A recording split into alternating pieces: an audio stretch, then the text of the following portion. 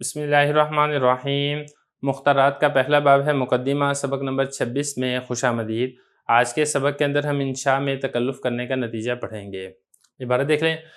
وَنَرَى الْكَاتِبَ الْوَاحِدَ إِذَا تَنَاوَلَ مَوْضُوعًا أَدَبِيًّا وَتَكَلَّفَ الْإِنشَاءَ تَدَلَّى وَأَسَفَ وَتَعَسَّفَ وَتَكَلَّفَ وَلَمْ يَأْتِ بِخَيْرٍ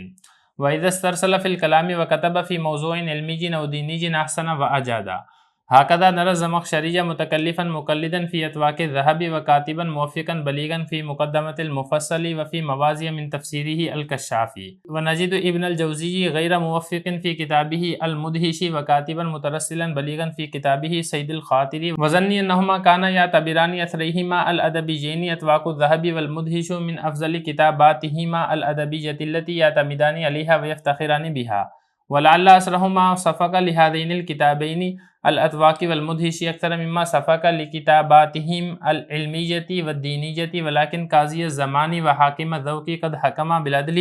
وليس اليوم للكتابين الأوليين قيمة كبيرة، أما سيد الخاطر وتلبيس إبليس والمفصل والكشاف فهي جديرة بالبقاء جديرة بكل اعتناء۔ عبارت ہو چکی ہے، اب چلتے ہیں اس کے ترجمے کی طرف، اور ہم ایک کاتب کو دیکھتے ہیں جب وہ کسی ادبی موضوع کو لیتا ہے اور تحریر لکھنے میں تکلف سے کام کرتا ہے تو وہ گر جاتا ہے، بے مقصد بیان کرتا ہے، راستے سے ہٹ جاتا ہے اور تکلف کرتا ہے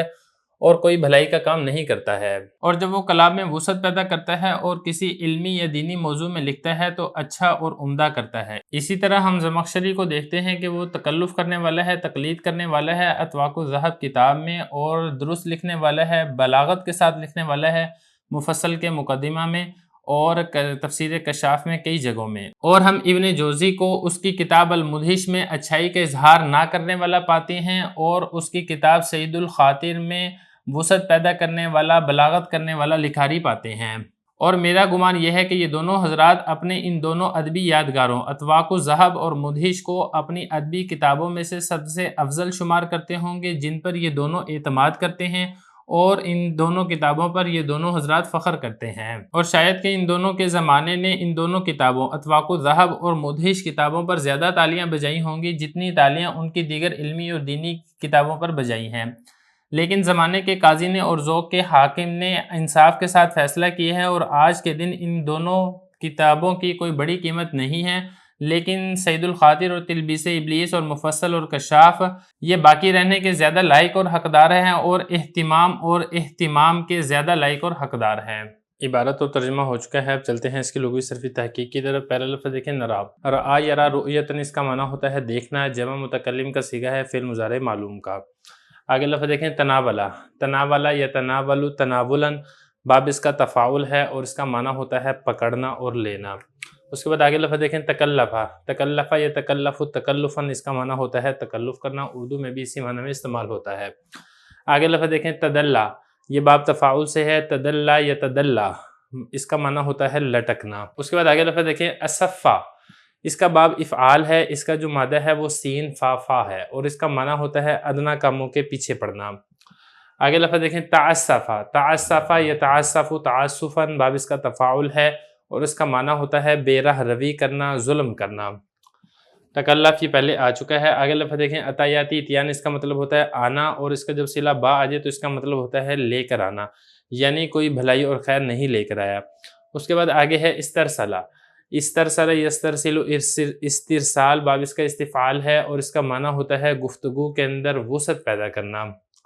احسن یحسن احسان، باب اس کا افعال ہے اور اس کا مطلب ہوتا ہے اچھا کرنا، نیکی کرنا۔ اس کے بعد آگے لفظ دیکھیں اجادہ، یہ بھی باب افعال سے ہی ہے، اجادہ یجیدو، اور اس کا معنی بھی ہوتا ہے اچھا کرنا، خوبصورت کرنا، نیکی کرنا۔ آگے لفظ دیکھیں ناجدو، وجدہ یجدو، اس کا مطلب ہوتا ہے پانا، ناجدو جمع متکلم کا صیغہ ہے فعل مضارع معلوم سے۔ اس کے بعد آگے ہے مترسلاً، ترسلا یترسل ترسلاً، باب اس کا تفاعل ہے، اسی سے اسم فاعل کا صیغہ ہے مترسل، اس کا معنی ہوتا ہے نرمی کرنا۔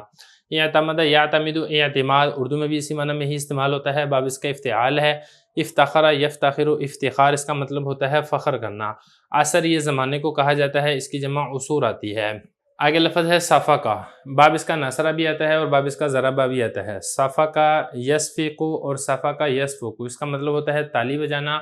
اور جب یہ باب سامیہ سے آتا ہے تو اس کا مطلب ہوتا ہے بے حیا ہونا۔ آگے ہے حکما، یہ تسنیہ کا صیغہ ہے، تسنیہ مذکر کا حاکمہ یحکم، باب اس کا نصر ینصر آتا ہے اور اس کا مطلب ہوتا ہے فیصلہ کرنا۔ جدیرہ باب اس کا کرمہ یکرمو ہے، جدورہ یا جدورو، جدیرہ اس کا مطلب ہوتا ہے لائق ہونا۔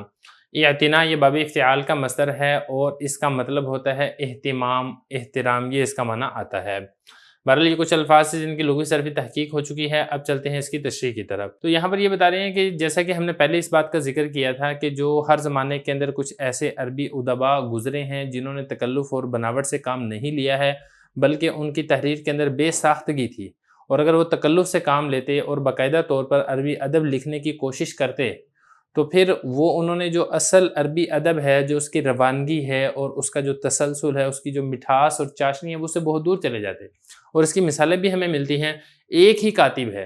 اور ایک ہی مصنف ہے، جب وہ ایک بے ساختگی کے ساتھ لکھتا ہے اور اس کو باقاعدہ عربی ادب لکھنے کی کوشش نہیں کرتا ہے تو اس کی تحریر کے اندر بڑی چاشنی پائی جاتی ہے، بڑی لذت ہوتی ہے۔ لیکن جب وہی والا ادیب تصنع اور بناوٹ سے کام لیتا ہے اور باقاعدہ طور پر عربی ادب لکھنے کی کوشش کرتا ہے اور مسجع اور مکفہ عبارتیں لے کر آتا ہے، سجا بندی کا خیال کرتا ہے، تو پھر اس کے کلام کے اندر وہ لذت باقی نہیں رہتی اور وہ کلام واضح طور پر مصنوعی اور بناوٹی معلوم ہوتا ہے۔ یہی والی بات حضرت فرما رہے ہیں کہ ایک ہی کاتب جب کوئی ادبی موضوع لیتا ہے اور باقاعدہ تکلف کر کے عربی ادب لکھنے کی کوشش کرتا ہے تو پھر وہ بے مقصد بات کرتا ہے، وہ راستے سے ہٹ جاتا ہے، جو تکلف ہے وہ اس کے اندر پڑ جاتا ہے، تو بے ساختگی اس کے اندر باقی نہیں رہتی ہے اور وہ کوئی بہتر کوئی اچھا کلام وہ نہیں لے کر آتا ہے۔ لیکن جب یہی والا آدمی کلام کے اندر وسعت اختیار کرتا ہے، باقاعدہ تکلف کر کے تصنع اور بناوٹ کر کے سجا بندی کا خیال نہیں کرتا ہے اور مسجع اور مکفہ عبارتیں نہیں لے کر آتا ہے، کسی علمی اور دینی موضوع کے اوپر کوئی کتاب لکھتا ہے تو وہ بہت اچھے طریقے سے کتاب لکھ لیتا ہے۔ یہی والی بات ایک مثال اس کی لے کر آئے ہیں کہ آپ زمخشری کو دیکھیں گے، بہت بڑے عالم ہیں، لیکن جب انہوں نے تکلف اور تصنع اور بناوٹ سے کام لیا اور جو بتکلف ادیب تھے ان کی پیروی کی اور اطواق الذہب نامی کتاب کے اندر جب ان کی پیروی کرنے کی کوشش کی تو پھر کوئی مزیدار کلام وہ نہ لے کر آئے۔ لیکن جب انہوں نے کلام کو ایک آزاد چھوڑ دیا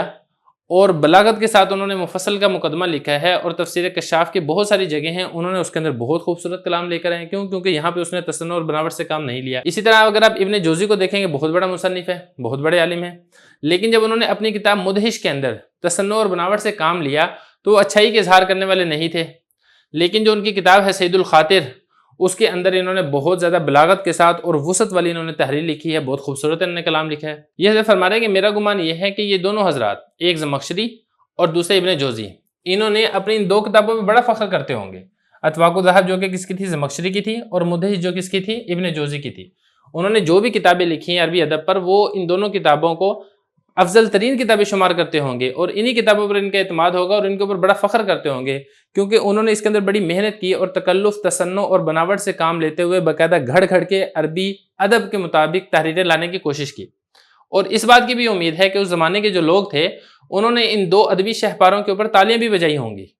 کہ واہ واہ، حضرت نے تو بڑی شاندار کتاب لکھی ہے، اس کے اندر تو بہت زیادہ عربی ادب بھرا پڑا ہے۔ اور اتنی تالیاں بجائی ہوں گی کہ جو ان کی دیگر علمی اور دینی کتابیں ہیں ان پر اتنی تالیاں نہیں بجائی ہوں گی۔ لیکن جو زمانے کا قاضی ہے اور جو ذوق کا حاکم ہے، یعنی جب زمانہ گزرا اور بعد میں آنے والے لوگ آئے، ان کے سامنے پھر ان کتابوں کی وہ اہمیت باقی نہ رہی، اور جو صاحب ذوق ہے اس نے جب ان کتابوں کا مطالعہ کیا تو اس کو ان دو کتابوں میں وہ چاشنی اور لذت نہ ملی جو ان کو لذت ملی تھی سید الخاطر میں، تلبیس ابلیس میں، مفصل میں اور کشاف میں۔ لہذا جو یہ والی کتابیں تھیں، سید الخاطر ہے، تلبیس ابلیس ہے، یہ دونوں کتابیں ابن جوزی کی ہیں، مفصل اور کشاف جو کہ اس کی زمخشری کی ہیں، بقا کے زیادہ لائق اور مستحق تھی اور اہتمام کے زیادہ قابل اور لائق تھی۔ تو زمانے نے ان کتابوں کو تو فوقیت دی ہے اور ان کتابوں کو تو اہمیت دی ہے جن کتابوں میں زمخشری نے اور ابن جوزی نے تکلف اور تصنع اور بناوٹ سے کام نہیں لیا ہے، اور جن کتابوں میں ان دونوں حضرات نے تکلف سے کام لیا ہے ان کتابوں کو وہ اہمیت باقی نہ رہی، بلکہ گردش زمانہ کے ساتھ ساتھ وہ کتابیں ختم ہو گئیں۔